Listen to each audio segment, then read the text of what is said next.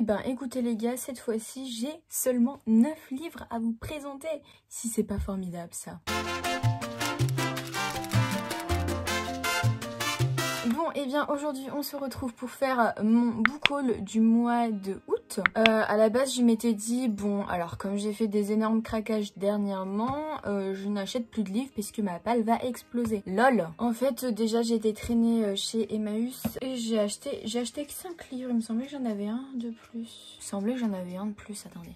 Bon en fait je l'ai retrouvé, du coup ça ne fait pas 9 mais 10 livres à vous présenter. On commence tout de suite. Alors je sais plus si je l'avais acheté en juillet ou en août, mais je ne vous l'ai pas présenté en fait dans mon dernier book haul parce que à mon avis mon book haul je l'avais filmé mi-juillet je crois. Et en fait celui-là je l'avais acheté fin juillet. Il s'agit d'une édition ancienne du Petit Prince d'Antoine de Saint-Exupéry, donc vous connaissez mon amour pour le Petit Prince. Enfin, c'est le livre de toute ma vie en fait et c'est ma bible. Et en fait cette édition là, je l'ai quand même payé 18 balles, hein, 18 balles pour un livre vieux ancien.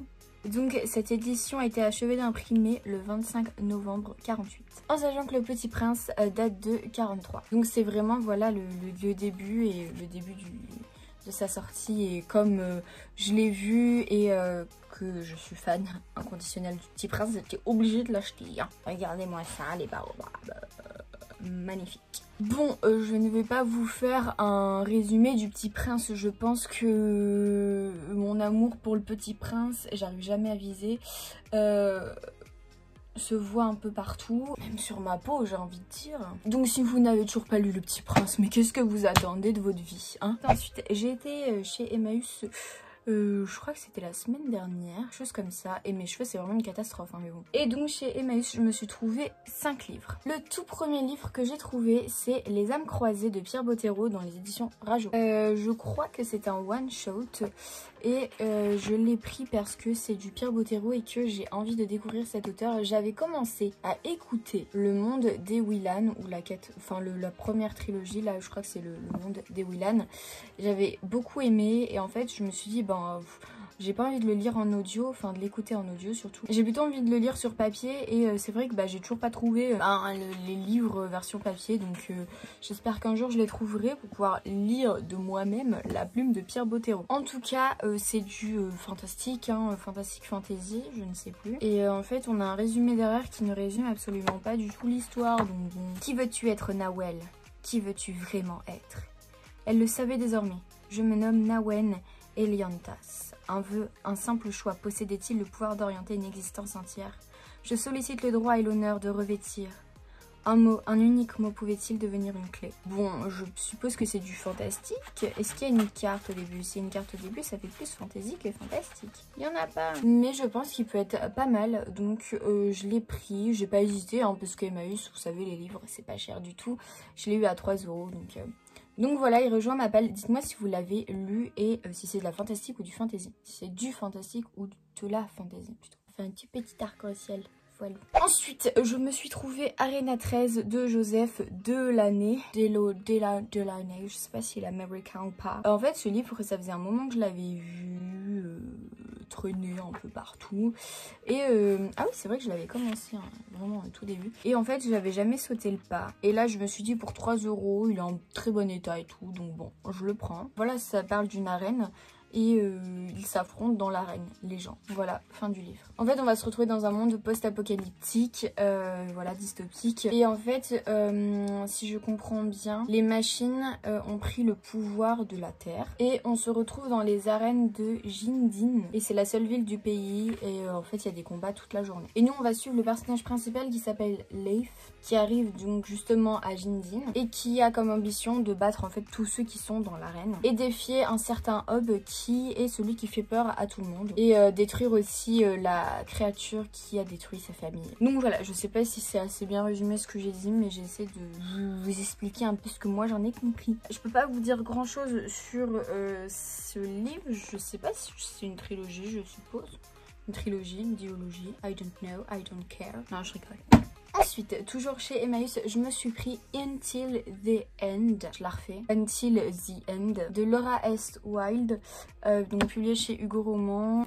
Pourquoi? Puisque à chaque fois que je lis des Hugo Romans, ça ne me plaît pas. Et ben j'ai envie, et encore envie, de réitérer. Et en fait, ça va être l'histoire d'une fille qui s'appelle Mila et qui se fait enlever, capturer, et d'un mec, donc Carter, qui la capture. Il va être un peu, comment dire, touché par elle, je crois. Et du coup, il y a un lien qui va se créer entre eux. Donc ça a été un peu comme le Stockholm Syndrome, le syndrome de Stockholm. Tomber love de son ravisseur, c'est un peu particulier. Donc je me suis dit, j'ai jamais lu de livre de syndrome Stockholm là. Donc pourquoi pas, peut-être que là ça sera bien amené. Je ne sais pas, on verra. Est-ce que c'est bien écrit? Je ne sais pas, on verra. Est-ce que je vais aimer? Je ne sais pas, on verra. Elle me fatigue déjà. Et si l'amour pouvait les libérer? Les libérer de quoi? Ah oui, oui, oui, oui, oui, je dis oui, je dis oui, je dis oui, oui, oui. Je me suis trouvé Inferno de Dan Brown dans les éditions JC Lattès.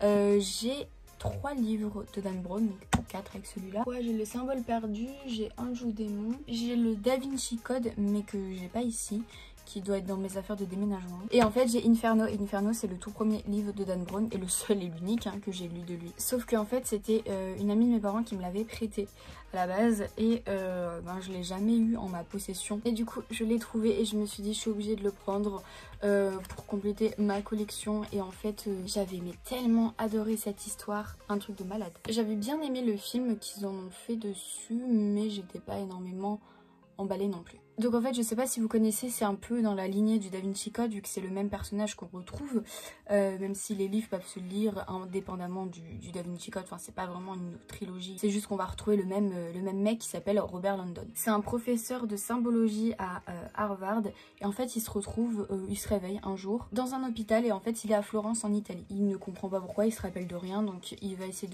de chercher ce qui se passe. Il va voir qu'il a des objets chelous avec lui, et en fait à un moment il y a une jeune femme qui débarque et qui lui dit qu'il est en danger, qu'il doit s'en aller, et à un moment il y a des gens de l'hôpital qui lui courent après, tout ça, donc il s'échappe. Donc ça c'est le début, ce n'est pas un spoil. Et en fait c'est super intéressant, super intriguant, c'est super addictif surtout, parce qu'il y a énormément d'action. Enfin je me rappelle qu'il y avait énormément d'action, et en fait notre personnage, donc Robert Langdon, est en possession d'un message codé et il va devoir le décoder, puisque lui il est j'ai dit quoi, professeur de symbologie, donc c'est un peu dans le même truc.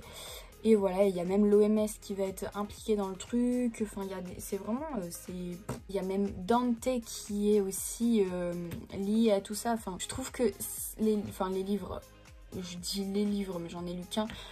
L'univers de Dan Brown est super bien amené, bien dépeint, et en fait on a l'impression que c'est vraiment la réalité. Et j'avais adoré aussi le message caché derrière le message, le coder en fait tout ce qui se passe, pourquoi est-ce qu'il y a tout ça. Les méchants en fait, je comprenais pourquoi ils ont fait ça, et finalement c'était pas une si mauvaise idée que ça. Donc si vous avez vu le film, vous savez de quoi je parle. Si vous l'avez pas vu ni le livre, et ben c'est un peu plus compliqué, mais regardez le film au moins, ça vaut le détour je pense. Attention les gars, chez Emmaüs je me suis trouvé une merveille, une beauté sublime de la nature. Bon, ça paye pas de mine comme ça, je vous l'accorde. C'est Robinson Crusoe de Daniel, c'est Daniel. Is it you Daniel? Daniel Defoe. Aïe, je sais pas comment on prononce, mais attendez, ce n'est pas terminé, regardez. Il a les pages dorées. C'est formidable, c'est sublime.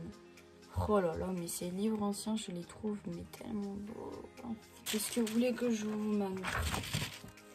Et je crois qu'il n'y a pas la date en plus, du coup c'est trop chiant. Moi j'aime trop quand il y a la date dans les livres. Bon, c'est pas la fête du snap. Ta mère un string de guerre. Et en fait du coup ça continue ma petite collection de livres anciens que je suis en train de me créer, et je suis en train de m'arracher les cheveux en même temps. Donc voilà, je suis très contente de l'avoir en ma possession. Bon, Robinson Crusoe, j'ai pas besoin de vous le résumer quand même. Voilà, c'est un gars, il arrive, il est sur une île déserte et il doit se démerder tout seul quoi, voilà. Ensuite, un livre neuf, attention, un livre neuf que je me suis acheté. C'est Au petit bonheur, la chance de Aurélie Valagne dans les éditions Le Livre de Poche. Et c'est l'édition collector en fait. Donc quand je l'ai vu, je me suis dit, il faut que je le prenne, il faut que je le prenne. Tant pis si j'ai déjà mémé dans les orties dans une autre collection, enfin dans la collection normale. Je crois et j'espère qu'ils vont sortir tous les autres d'Aurélie Valaigne comme ça. Ça sera juste magnifique. Mais regarde-moi, c'est trop bon. Oh là là là là là là là, la beauté. La beauté. Bon bah par contre, il n'y a pas de résumé. Hein. Je peux pas du tout vous dire de quoi ça parle. Je suis désolée, hein. Bah oui, bah c'est pas de ma faute, ils ont pas mis le résumé, ça sert à rien de me... Hein. Ben non, on a le résumé des 3 autres, mais on n'a pas le résumé de celui-là. J'ai pas lu le résumé, mais je me suis dit Aurélie Valaigne, ça peut être que bien. J'avais adoré m'aimer dans les orties. Donc voilà, je ne saurais quoi vous dire de plus que, en fait, lisez ce livre, vu qu'il est beau, et il faut lire tous les livres qui sont beaux. Je fais confiance à Aurélie Valaigne, et j'espère qu'il saura me transporter aussi bien que m'aimer dans les orties que j'ai prêté à Zoé. Ensuite, je me suis trouvé 2 livres pour finir ma collection de Harry Potter, puisqu'il s'agit des 6 et 7 tomes, donc Harry Potter et le prince de sang mêlé, Harry Potter et les reliques de la mort qui vont aller juste après en dessous ici. Puisqu'en fait ce sont les 2 que je n'ai toujours pas lus dans ma vie. Je les ai échangés à une fille sur Vinted. C'est marrant parce que on s'est vu en vrai et qu'elle habitait genre juste à côté, à côté de chez ma grand-mère quoi. Donc voilà, je lui ai échangé contre 2 livres que je ne lisais pas et que j'avais mis à vendre. Donc. Non mais là je vais pas vous faire un résumé non plus, au bout d'un moment c'est bon, il faut savoir être autonome. Je rigole bien évidemment, mais bon... je pense que tout le monde connaît l'histoire de Harry Potter, surtout grâce au film. Bref, du coup, voilà, ça complète ma collection. Surtout que celui-là, je l'ai en audio. J'avais commencé le premier chapitre à écouter et en fait, j'étais pas du tout dedans. Mais je les voulais en papier pour terminer ma collection parce que, évidemment, enfin... Et je les voulais spécialement dans cette édition-là qui sont... celles que j'ai toujours achetées, toujours. Les éditions de poche, elles sont très belles, elles me conviennent totalement. Est-ce que je les laisserai pas là en attendant? Et j'ai acheté Orgueil et Préjugés de Jane Austen dans les éditions Crawford Collection. En fait, j'avais vu la pub à la télé et je m'étais dit, oh ça a l'air cool. Et en fait, après j'avais oublié. Et je l'ai revu sur la chaîne, non, je l'ai revu en story Insta sur le Insta de Kimi, donc Kimi Collection. Et je me suis dit, oh putain, c'est vrai, j'avais oublié ce truc-là.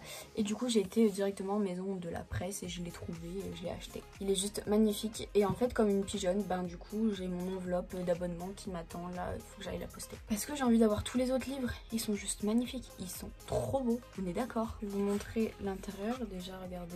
Sublime. Beautiful. Ah mais French même, je vous dis, il est magnifique. Donc voilà, du coup, je suis très contente de l'avoir en ma possession. En plus, je l'avais déjà dans les éditions 10-18.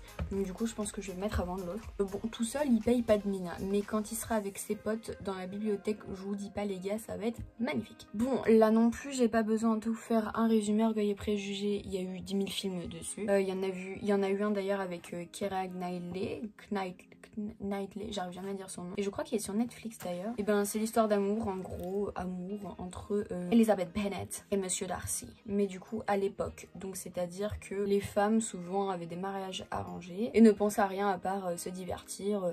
Et ne pas penser quoi, et ne jamais répondre aux hommes. Et là du coup on a notre Elizabeth Bennet qui est une femme forte, une femme hors du commun, qui va répondre à tout ça à Monsieur Darcy, qui va le laisser sans voix et perturbé. Un classique de l'époque que j'ai maintenant dans une très belle édition. Et les gars, je pense qu'on en a fini avec ce book haul. Et j'espère que ça vous a plu. N'hésitez pas à me dire si vous avez lu certains des livres que je vous ai présentés. Je serai ravie de discuter avec vous en commentaire. Si cette vidéo vous a plu, n'hésitez pas à mettre un petit like vers le haut, ça fait toujours plaisir. Et sur ce, je vous laisse, je vous dis à la semaine prochaine.